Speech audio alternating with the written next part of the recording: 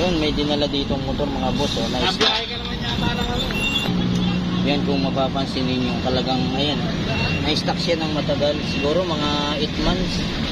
Hindi na siya umaandar. Tapos, yan, problema. Tapos, nakikik pa naman.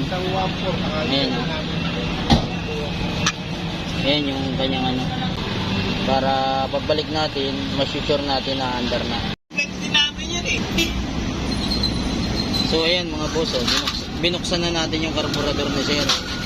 So ganito yung sistema niya. Tapos kung mapapansin niyo, ayan, baradong barado to. Yun. Ito yung pinakang importante sa carburetor na dapat hindi ito barado. Ayan, oh, barado siya, oh. Oh. Kaya lilinisan muna natin mga boss.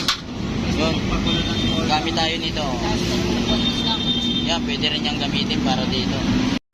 Yan, umaandar na mga boss, oh. Yung isa rin na ginawa.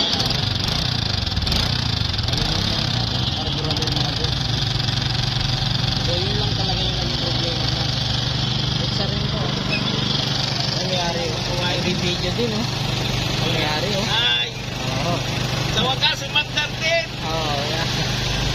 Salamat, Coach King. Ilang buwan na